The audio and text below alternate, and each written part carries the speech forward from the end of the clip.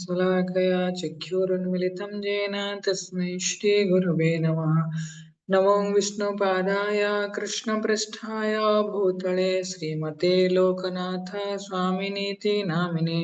नमो विष्णुपादाय कृष्णपृष्ठाय भूतले श्रीमते भक्तिवेदांत स्वामिनीति नामिने। नमस्ते सारस्वते देवे गौरवाणी प्रचारिणे निर्विशेष शून्यवादे पाश्चात्य देश तारिणे। जय श्री कृष्ण चैतन्य प्रभु नित्यानंद श्री अद्वैत गदाधर श्रीवासादि गौर भक्त वृंद। हरे कृष्ण कृष्ण कृष्ण हरे हरे, हरे राम राम राम हरे हरे, हरे कृष्ण। तो सबको पुनः स्वागत है। ब्रज 84 को इस परिक्रमा श्रवण कर रहे हैं ब्रज मंडल दर्शन पुस्तक से, जो श्री श्रीमद लोकनाथ स्वामी गुरु महाराज जी से द्वारा प्रकाशित हुआ है। तो आज हम 16th डे पर है। आज हम श्रवण करेंगे गोवर्धन पूजा एवं बरसाना परिक्रमा। प्रातः ठीक 4:30 बजे 4:30 बजे संघ बजा और भक्तगण मंगल आरती के लिए प्रमुख पंडाल में एकत्र होने लगे। श्री श्री निताय गौर सुंदर की बेदी रंग बिरंगे कपड़ों से सजी है और नई पोशाकों में भगवान का सुंदर सुनहरा रूप अपने सम्मुख नृत्य करने वाले भक्तों का मन हर रहा है। अधिकतर हम भोर होने से पहले परिक्रमा पर निकल पड़ते हैं, परंतु आज प्राय पूरा दिन हम अपने पड़ाव पर गोवर्धन पूजा में ही बिताएंगे। आज दोपहर हम बरसाना परिक्रमा के लिए जाएंगे। मुरली मोहन प्रभु हमारे उत्सव एवं विशेष कार्यक्रम के कोऑर्डिनेटर है। यह उत्सव उनकी देखरेख में होगा। आज कार्तिक माह का शुक्ल पक्ष आरंभ होता है और आज श्री रसिकानंद प्रभु का आविर्भाव दिवस भी है। वे श्यामानंद प्रभु के प्रधान शिष्य एवं गौड़ीय वैष्णव दर्शन के धुरंधर प्रचारक थे। रसिकानंद प्रभु बंगाल के एक बड़े जमींदार के पुत्र हुए और उन्होंने मात्र 18 वर्ष की अवस्था में श्यामानंद पंडित का आश्रय लिया। रसिकानंद प्रभु एवं उनकी साध्वी पत्नी ने 40 वर्ष बंगाल के गोपी वल्लभपुर में प्रचार करते हुए हजारों लोगों को वैष्णव बनाया।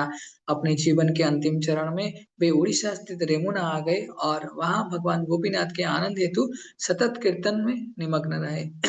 मंगल आरती के बाद हम अपने चादरें लिपट कर जप के लिए बैठ गए।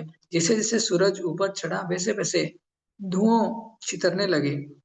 शीघ्र ही कृष्ण बलराम मंदिर से प्रतिदिन आने जाने वाली अनिवासीय परिक्रमा यात्रियों की बस भी पहुंच गई।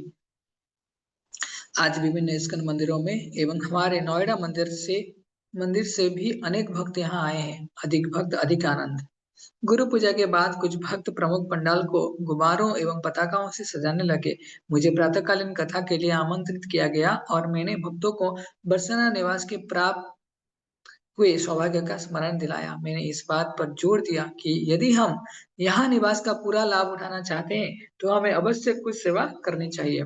श्रीमती राधा रानी, उनके तत्व, रूप, गुणों तथा किस प्रकार वे अपने महाभाव द्वारा श्री कृष्ण के हृदय को बांध लेती हैं, इन विषयों पर चर्चा करने के बाद मैं गोवर्धन लीला तथा उस दौरान ब्रजवासियों द्वारा गोवर्धन पर्वत को अर्पित भव्य व्यंजनों पर चर्चा करने लगा।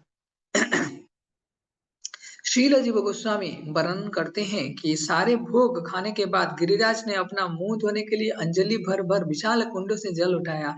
तब अपने दांतों को साफ करने के लिए उन्होंने बांस के खड़े उखाड़े। उत्सव समाप्त होने के बाद कृष्ण और ब्रजवासियों ने गोवर्धन पर्वत की परिक्रमा की। पूरे रास्ते ब्रजवासी नंद नंदन का महिमा गान कर रहे थे। अपने पूजा न होने पर इंद्र अत्यंत क्रुद्ध थे, इसलिए 2 दिन पश्चात उन्होंने भारी वर्षा आरंभ कर दी और तब भगवान ने अपने बाएं हाथ की कनिष्ठ अंगुली की नोक पर गोवर्धन पर्वत धारण किया। मंच के सामने श्वेत पर्दा लगा है। उसके पीछे भक्तों का एक दल गोवर्धन पर्वत बना रहा है। माताएं ताजे गोबर से श्री श्री गिरिधारी की सुंदर मूर्ति बना रही हैं। इनमें से कुछ तो प्रतिवर्ष यह बनाने के कारण इसमें दक्ष हो गई है। उन्होंने गिरिधारी को फूलों से बने बावजूद एवं मालाओं, रंग बिरंगे कमरपट्टे, मोतियां के आभूषणों और बांस की बांसुरी से सजाया। महादेवी माता ने चावल के चूर्ण से उनकी नाखें, नाक, मुख तथा नाखून बनाए तथा बाद में उन्हें चटकीले रंगों से रंग दिया। श्याम प्रिया उनके चरण कमलों को कुमकुम और तुलसी पत्र से सजा रही हैं। मुस्कुराते हुए गिरिधारी अपने बाईं भुजा ऊपर उठाए खड़े हैं। उनकी अंगुली के ऊपर ढेर सारे चावल एवं हलवे का गोवर्धन पर्वत टिका है। कुछ माताओं ने घंटों परिश्रम करके पर्वत को सजाने के लिए फूलों की मालाएं गूंथी है। पर्वत की एक और मुझे शहद के दो पात्र दिखाई दिए। ये है राधा कुंड एवं श्याम कुंड। गो पूजा। प्रातःकालीन कथा के बाद हमने गो पूजा उत्सव मनाया। श्री कृष्ण का एक नाम है गोपाल अर्थात गायों के संरक्षक। गायों हमारी 7 माताओं में से एक है। भगवान के निर्देश अनुसार आज गोवर्धन पर्वत की पूजा के साथ हम गायों की भी पूजा करते हैं। तस्माद्रवां ब्रह्मणानां दैचरभ्यताङ्मखः य इन्द्र य इन्द्रयागसं भारास्तेरं साध्यताङ्मखः। इसलिए आइए गायों ब्राह्मणों एवं गोवर्धन पर्वत के प्रसन्नार्थ एक यज्ञ आरंभ करें। इंद्र पूजा के लिए एकत्र सारी सामग्री से इंद्र यज्ञ के स्थान पर यह यज्ञ करें। श्रीमद् भागवतम। प्रमुख पंडाल के सम्मुख एक गाय और उसका बछड़ा लाया गया।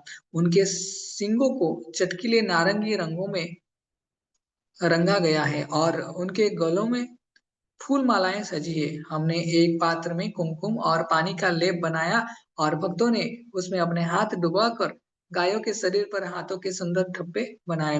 हमने गायों के खुर धोकर तथा उन्हें कुमकुम लगाकर पूजा आरंभ की। पूजा के दौरान हम नमो ब्रह्मण्य देवाय गो ब्राह्मण हिताय च इस मंत्र का उच्चारण करते रहे। गाय और उसके बछड़े को प्रणाम करके हमने उन्हें हरी घास तथा मुरमुरे एवं गुड़ के बने लड्डू खिलाए। गाय ने हमारे हाथों को अच्छी तरह साफ कर दिया। हाँ, और अपने नाक से स्पर्श करके स्नेह पूर्वक और अधिक मांगने लगी। अंततः हमने भाव विभोर कीर्तन के साथ गाय और उसके बछड़े की आरती की और तदुपरांत उनकी परिक्रमा की। मृदंगर करताल के उच्च ध्वनि से वे थोड़ी भयभीत हो गई और उनके साथ आए ब्रजवासी ग्वाल ने उन्हें शांत करते हुए हमसे वाद्य यंत्र की ध्वनि धीमी करने को कहा। गोवर्धन पूजा। कुछ क्षण विश्राम करके भक्त गोवर्धन पूजा के लिए प्रमुख पंडाल में एकत्र हुए। मधुर कीर्तन के बीच हमने प्रेम सरोवर के सहदेव बाबा द्वारा कृपा पूर्वक दी गई विशाल गोवर्धन शिला को दिए अर्पित किए।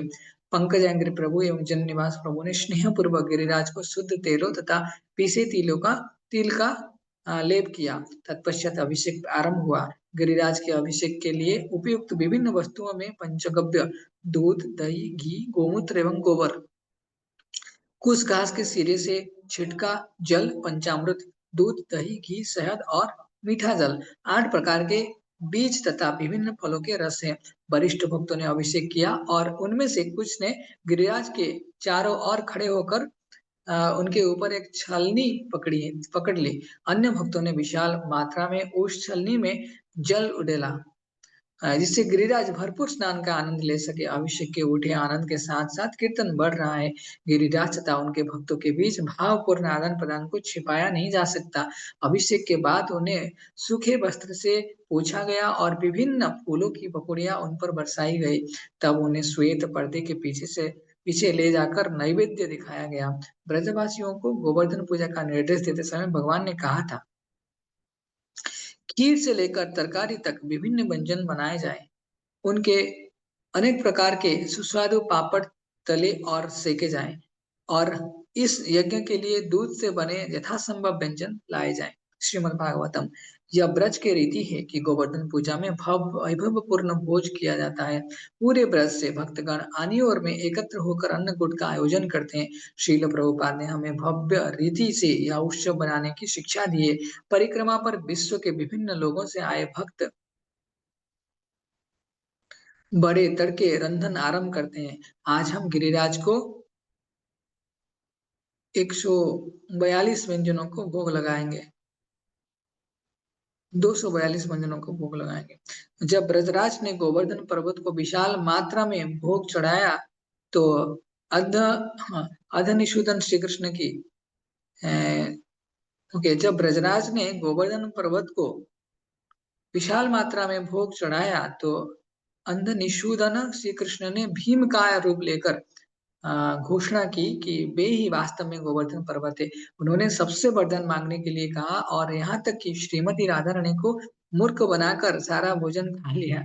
मैं अन्नकूट महोत्सव का आश्रय लेता हूँ। इस दौरान भगवान श्री कृष्ण ने इन लीलाओं का आनंद लिया। श्री ब्रज विलास तब एक और भगवान को भोग लगा रहा है और दूसरी ओर वरिष्ठ भक्त उपस्थित भक्तों के विशाल समुदाय को गोवर्धन लीला की महिमाएं सुनाए रहे हैं। तब हमने विभिन्न सामग्रियां, वस्तुएं, धनराशि एवं सेवा दान देने वाले भक्तों का सम्मान किया। परिक्रमा व्यवस्थापकों ने एक एक करके उनके नाम पुकारे और कृतज्ञता का चिन्ह स्वरूप उन्हें विशेष उपहार दिए। गिरिराज दर्शन के लिए भक्तों की आतुरता बढ़ने लगी। जैसे ही पर्दा खोला, सब भक्त गिरिराज महाराज की जय का जय घोष करते हुए आनंद पूर्वक दंडवत प्रणाम करने लगे।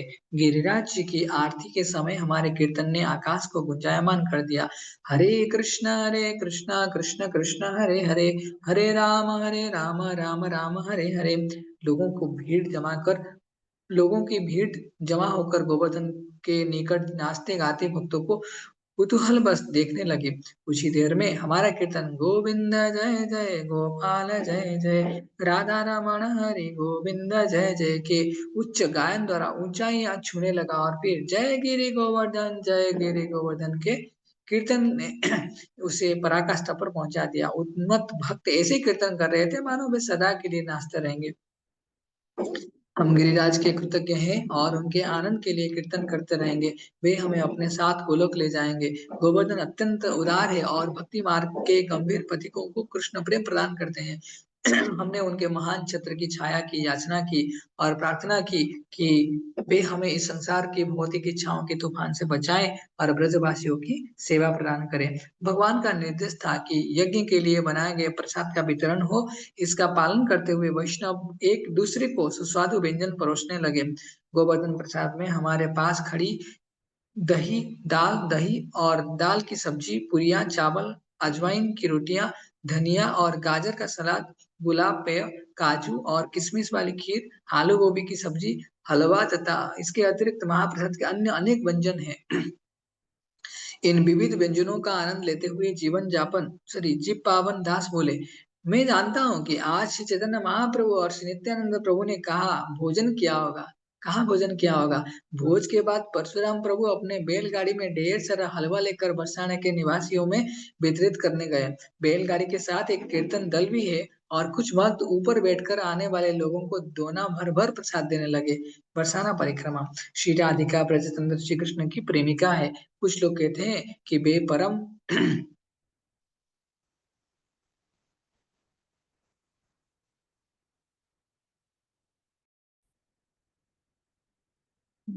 बरसाना परिक्रमा श्री राधिका ब्रजचंद्र श्री कृष्ण की प्रेमिका है। कुछ लोग कहते हैं कि वे परम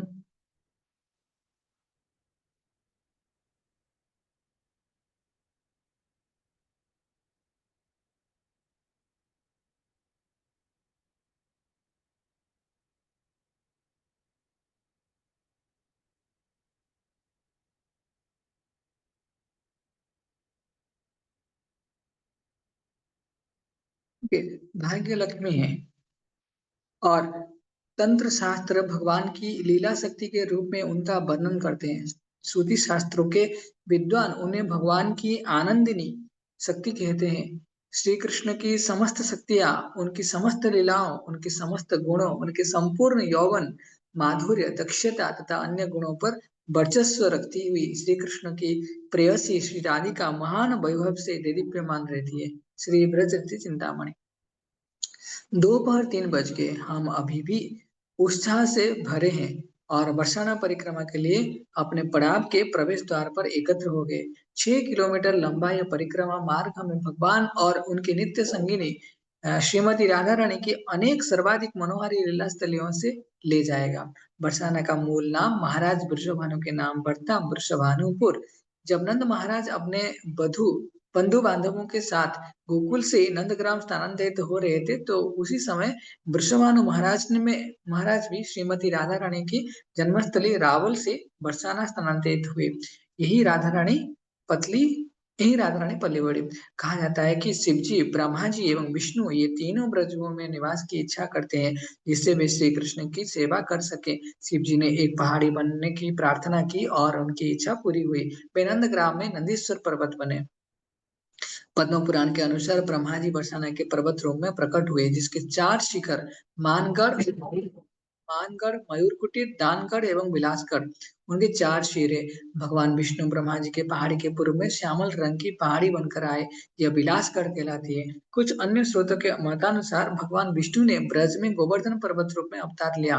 5,000 जनसंख्या वाले इस गांव का सर्वाधिक महत्वपूर्ण उत्सव राधाष्टमी है।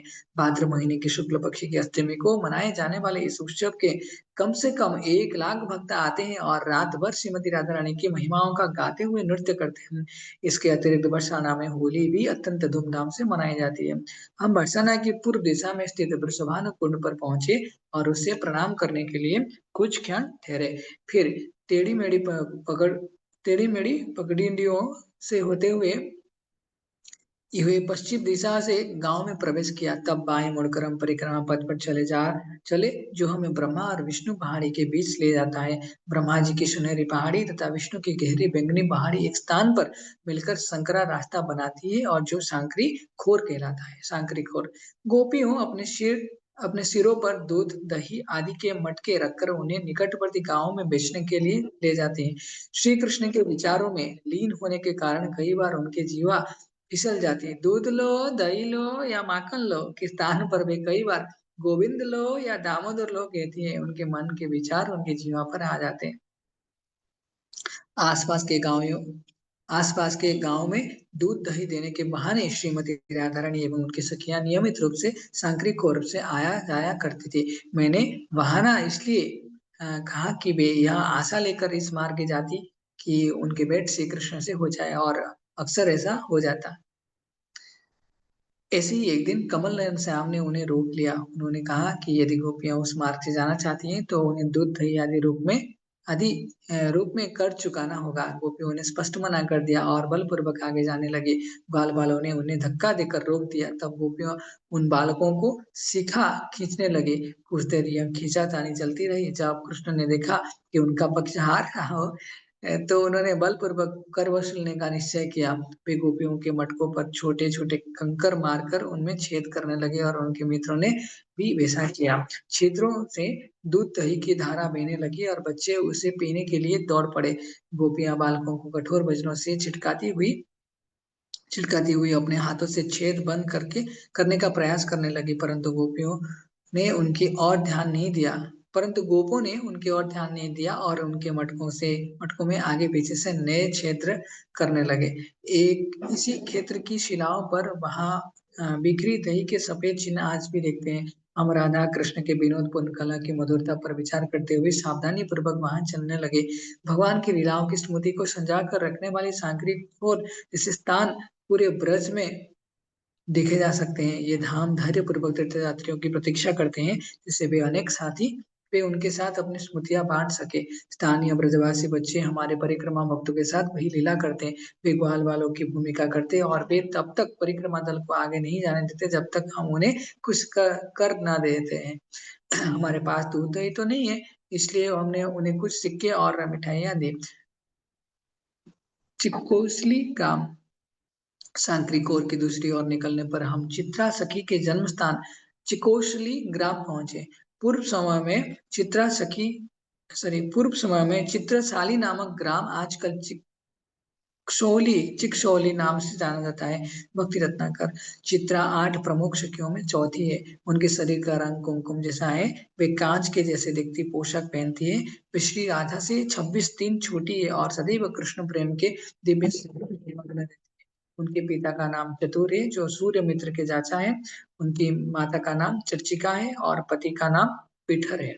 श्री राधा कृष्ण गणोदश दीपिका पद्म पुराण के अनुसार यहाँ स्थित मयूर सरोवर चित्रा सखी द्वारा बनाया गया था। बृहत नारदीय पुराण के बृहत नारदीय पुराण के अनुसार चित्रा सखी को मयूर के साथ नृत्य करना बहुत भाता था। मोर की मोर भी उसके चारों ओर एकत्र होकर नृत्य करते और चित्रा सखी उन्हें भोजन खिलाते। इस प्रकार श्रीमती राधा रानी सदैव अष्ट सखियों द्वारा घिरी रहती है। उसी प्रकार बरसाना उन सखियों के 8 गांवों से घिरा है। ब्रजमंडल परिक्रमा के दौरान हम इनमें से 3 गांवों में जाते हैं, उच्चा गांव, सुनहरा गांव एवं चिकसोली ग्राम। पहले 2 की हम यात्रा कर चुके हैं, गांवर वन एवं कृष्णकुंड। उसके पश्चात हम सुंदर घने गौहर वन में आए। कहा जाता है कि 5000 वर्ष पूर्व यहाँ गुफाएं थी। यहाँ अनेक गुफाएं थी जिसमें राधा कृष्ण अपने लीलाएं किया करते। गौहर वन के मध्य मोर कुटीर पर्वत की तलहटी में कृष्ण कुंड है। इसके तट पर लगे विशाल वृक्ष की शाखाएं जल के ऊपर लहराती है। आप कुंड की एक और मधुमंगल का सिंहासन देख सकते हैं। कुछ देर कुंड की सीढ़ियां में बैठकर हमने यहाँ हुई मधुर लीलाएं सुनी। कृष्ण और अनेक मित्र अफसर चिक्षोली ग्राम की गोपियों के घर से दही माखन चुराया करते थे। एक दिन एक गोपी को पता चला कि कृष्ण चोरी कर रहे हैं। वह चुपके से आई और दरवाजे की कुंडी बंद करके बच्चों को अंदर बंद कर दिया। कुंडी की ध्वनि सुनते ही कृष्ण अपने मित्रों के साथ फुर्ती दिखाते हुए खिड़की से भाग गए। परंतु दूसरे से थोड़ा मोटा होने के कारण मधुमंगल खिड़की में फंस गया। जब वह गोपी श्रीमती राधा रानी एवं उनकी सखियों के साथ वहां पहुंची तो मधुमंगल को छोड़कर सब बालक भाग गए थे। उन सबने मिलकर मधुमंगल को पकड़ लिया। वे उसे रस्सी से बांधकर कुंड के पास लाई और उसकी शिखा को एक डोरी से बांध दिया। तब उस डोरी का दूसरा सिरा एक वृक्ष की शाखा पर फेंक कर वे बारी बारी उसे खींचने लगी। खींचते हुए वे कहती, मधु आप बुलाओ अपने मित्र को। मधुमंगल कृष्णा कृष्णा मुझे बचाओ पुकारने लगा। उसकी कातर पुकार सुनकर कृष्ण तुरंत वहां पहुंचे। गोपियों को डांटते हुए बोले, क्या तुम नहीं जानते कि मधुमंगल न केवल ग्वाला है अपितु ब्राह्मण पुत्र भी है। इसके साथ ऐसा व्यवहार करके तुम सब ने एक बड़ा अपराध किया है। गोपियों द्वारा उस अपराध का प्रायश्चित पूछने पर कृष्ण ने कहा कि वे ढेर सारे लड्डू मधुमंगल को खिलाए और तब वह उन्हें आशीर्वाद देगा। इस प्रकार कृष्ण के इस ब्राह्मण मित्र ने कृष्ण कुंड पर सैकड़ों लड्डू खाए। शांत होने पर उसके प्रत्येक गोपी से वरदान मांगने के लिए कहा। प्रत्येक गोपी ने अपने हार्दिक इच्छा व्यक्त की और प्रमुख रूप से एक ही वर मांगा कि उन्हें पति रूप में कृष्ण मिले। मोर कुटिर मयूर कुटिर। हमारे दाईं ओर जाने वाली सीढ़ियां हमें ऊपर मोर कुटीर की ओर ले जाती है। मोर कुटीर अर्थात मयूरों का मंदिर। एक दिन श्रीमती राधा रानी के मुख से मोरों के नृत्य की प्रशंसा सुनकर कृष्ण का हृदय द्वेष युक्त स्पर्धा की अग्नि से दहकने लगा। एक मोर के चारों ओर गर्वपूर्वक चक्कर लगाते उन्होंने अपने प्रिया से उनकी प्रतिभाओं का आंकने के लिए कहा। श्रीमती राधा रानी ने कहा कि निसंदेह मोरों का नृत्य कृष्ण के नृत्य अधिक श्रेष्ठ है। तब चमत्कारी रूप से स्वयं को मोर बनाकर कृष्ण पुनः नृत्य करने लगे। तब उन्होंने राधा रानी से पूछा, हे राधे अब मेरा नृत्य कैसा है। श्रीमती राधा रानी ने उनके लालित्य की प्रशंसा की और स्वीकार किया कि उनका नृत्य पहले से सुधरा है। परंतु उन्होंने कहा कि अब भी कृष्ण वास्तविक मोर के बराबरी नहीं कर सकते। तब राधा रानी मोरनी बन गई और इस दिव्य युगल मूर्ति ने बहुत देर तक इन रूपों में नृत्य किया।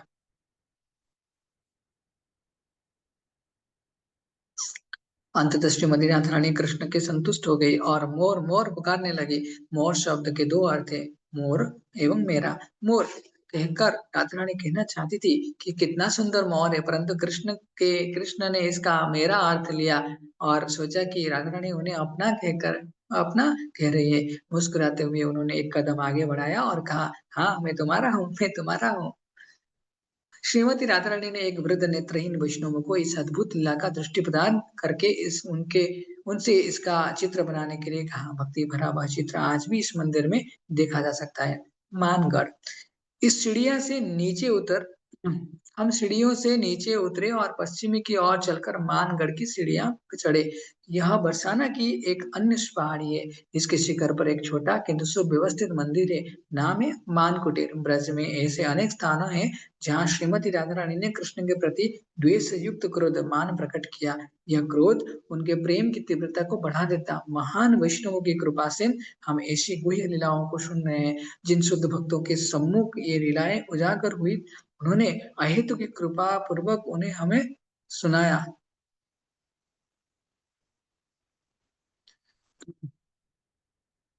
ओके। यह क्रोध उनके प्रेम की तीव्रता को बढ़ा देता। महान वैष्णवों की कृपा से हम ऐसी गुह्य लीलाओं को सुन रहे हैं जिन शुद्ध भक्तों के सम्मुख ये लीलाएं उजागर हुई। उन्होंने अहेतु की कृपा पूर्वक हमें इन्हें हमें सुनाया। हमें विश्वास है विश्वास के साथ इन लीलाओं को सुनना चाहिए और कभी इनका नकल नहीं करनी चाहिए। यदि हम सही भावनाओं में इन्हें सुनेंगे तो ये लीलाएं राधा कृष्ण के प्रति हमारा सुसुप्त प्रेम को जागृत करके उनके सेवा की इच्छा को तीव्र कर सकती हैं। एक दिन रात्रि समय कृष्ण मान कुटीर में खड़े थे और अपनी प्रिया के मुख की तुलना पूर्ण चंद्र से करने लगे। उन्होंने न केवल श्रीमती राधा रानी की तुलना चंद्रमा से की, जिसमें काले धब्बे होते हैं, अपितु राधा रानी को उनकी विपक्षी चंद्रावली का स्मरण भी करवाया। इसमें वे नाराज हो गए। अबली का अर्थ है उनके सॉरी अबली का अर्थ है अनेक, और इस प्रकार चंद्रावली का अर्थ हुआ अनेक चंद्रमा। एक दृष्टि से कृष्ण श्रीमती राधा रानी की तुलना केवल एक चंद्र से कर रहे थे और चंद्रावली की अनेक चंद्रमाओं से। यह सुनते ही श्रीमती राधा रानी श्याम पर अत्यधिक क्रोधित हो गए।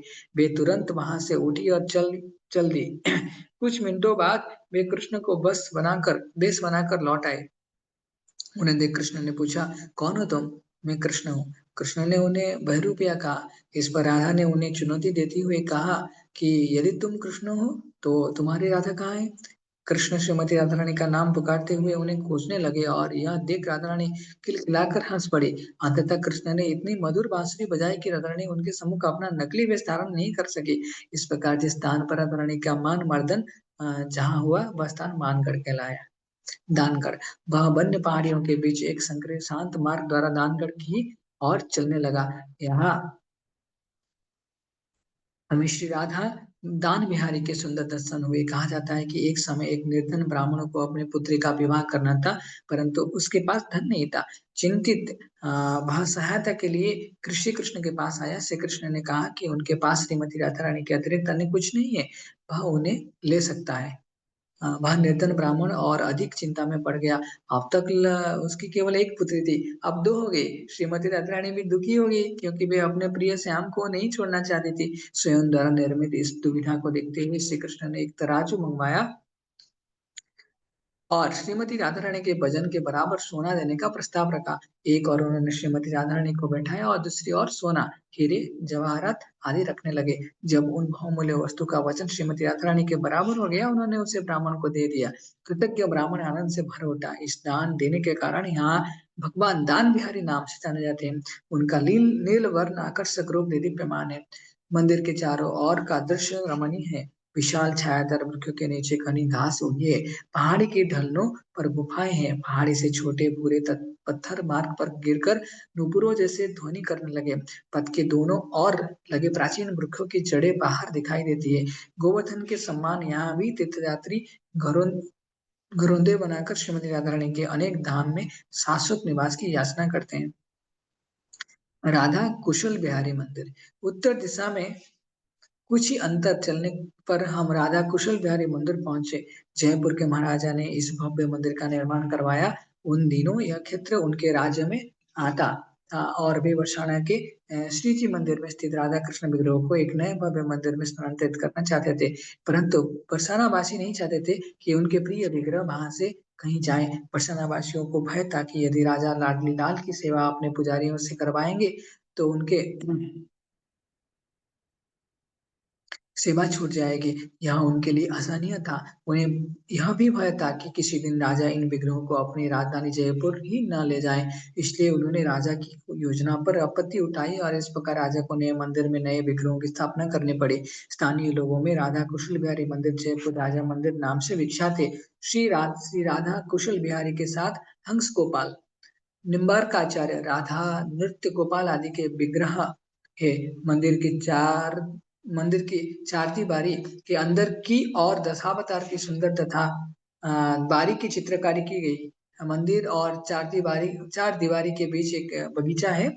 मंदिर के निकास द्वार पर एक वृद्धा ब्रजवासिनी तीर्थयात्री को स्वच्छ ताजा पानी पिलाती है। लाडली लाल मंदिर, श्री जी मंदिर बरसाना के उत्तरी छोर पर स्थित पहाड़ी, चारों पहाड़ियों में से सबसे ऊंची है। पहाड़ी के शिखर पर श्री जी या लाडली लाल मंदिर है। एक समय यहाँ महाराज विश्वभानु का महल हुआ करता था। यहाँ स्नेह पूर्वक श्रीमती राधा रानी को लाडली तथा श्री कृष्ण को लाल कहा जाता है। फूलों से भरे बगीचों से होकर हम मंदिर तक पहुंचे और फिर मंदिर कक्ष की ओर आगे बढ़े। वहां श्रीमती राधा रानी के चरण कमलों की रज में लौटकर हमने उनके कृपा के अवतार अपने गुरु महाराज को प्रणाम किया।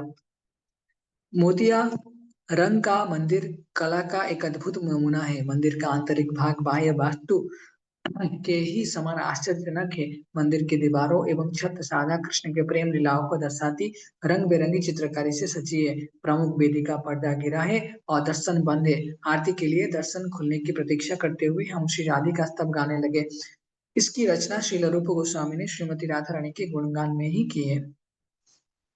हे राधा, हे माधव प्रिया, हे गोकुल तरुणियों द्वारा पूजित, आपकी जय जयकार हो, जय जयकार हो। आप भगवान दामोदर के प्रेम को प्रगाढ़ करने के लिए अपने परिधान पहनती हैं। आप श्री हरि को आनंद प्रदान करने वाले श्री वृंदावन धाम को राजेश्वरी है, धाम की राजेश्वरी है। महाराज समान रूपी समुद्र से उत्पन्न हे नव चंद्रिका, हे ललिता की सखी, हे विशाखा को अपने गुणों से आनंद प्रदान करने वाली, हे परम करुणामयी, जिसकी चरित्र का गुणगान सनक सनातन आदि समस्त आदि कुमार करते हैं। हे परम करुणामय राधा, कृपया मेरे ऊपर कृपा करे। श्री राधा स्तव स्वयं को कीर्तन में मग्न करके हम श्रीमती राधा रानी के आशीर्वाद की कामना करते हैं, जिससे हम अपनी स्मृति में अभी अभी सुनी उनकी लीलाओं का आस्वादन कर सके और आध्यात्मिक जगत में सेवा प्राप्त कर सके।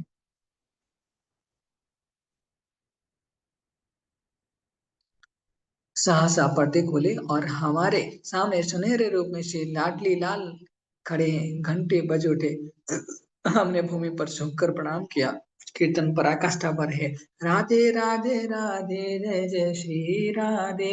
वृद्ध स्त्रियां कर्णवेदी ध्वनियों निकाल रही हैं। लाडली लाल विग्रह माधुर्य के मूर्तिमान स्वरूप है और उनके दर्शन लेते समय मोहित न होना कठिन है। हम घंटों खड़े कर रहकर दर्शन कर सकते हैं, परंतु हम परिक्रमा के मध्य में हैं। हमें आगे बढ़ना होगा। कुछ दान देकर हमने भगवान का महाप्रसाद प्राप्त किया। कितनी कृपा है। मंदिर प्रांगण से बाहर निकलते समय हम श्री कृष्ण की भूमि वृंदावन को देखने लगे। सूरज छिप चुका है। हम मनोरम दृश्य का आनंद लेने लगे। मैं गोपियों की कल्पना करने लगा जो शांत संध्या समय यहाँ खड़ी होकर उन धूल के बादलों की प्रतीक्षा करती, जो गाय चराने के बाद श्री कृष्ण के नंदग्राम लौटने का संकेत देते थे। जैसे जैसे अंधेरा बढ़ा, आसपास के घरों में एक एक करके प्रकाश होने लगा। हमारे परिक्रमा दल ने पत्थर की सीढ़ियां से होकर नीचे उतरना प्रारंभ किया।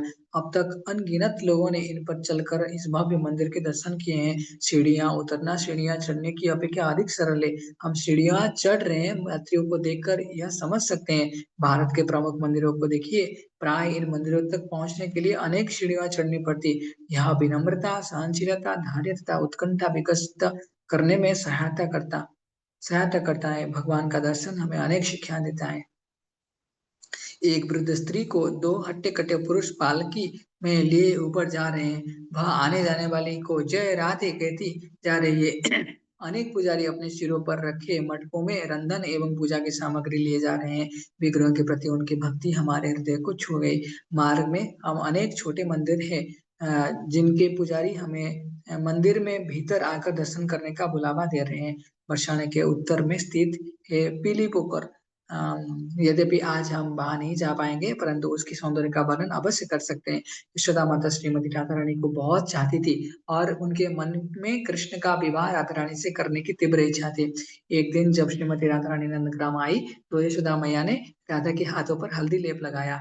वर वधु का विवाह निश्चित होने पर हल्दी लेपन का स्वयं संस्कार संपन्न किया जाता है। बौछारना लौटते समय श्रीमती राधा रानी अत्यंत लज्जित अनुभव कर रहे थे। हल्दी लगे अपने कर कमलों की ओर देखते हुए उन्होंने सोचा, मैं अपने माता पिता के सामने इस प्रकार कैसे जाऊंगी। यह उनकी सहमति के बिना हुआ। बस माता यशोदा की इच्छा थी। बरसाना की सीमा पर पहुंचने पर श्री राधिका ने वह कुंड देखा और अपने पीली हाथ उसमें धो डाले। आज तक उस कुंड का जल पीला है और तब से उसका नाम हुआ पीली पोखर।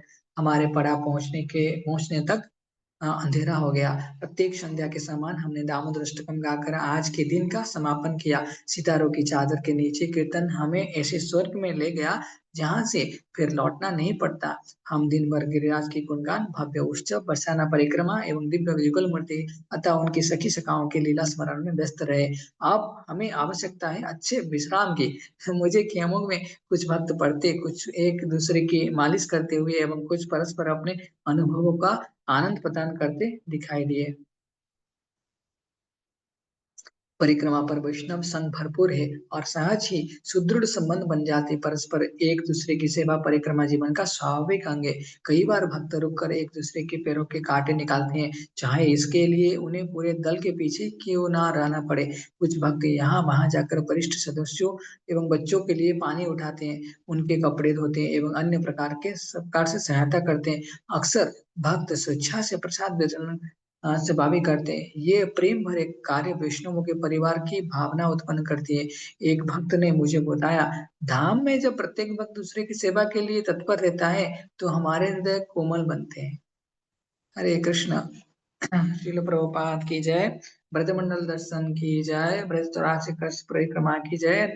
कार्तिक दामोदर मास महामहोत्सव की जय। श्री श्रीमद लोकनाथ स्वामी गुरु महाराज की जय। उपस्थित समस्त भक्त वृंद की जय। निताई गौर प्रमाण। हरि हरि बोल। हरे कृष्ण।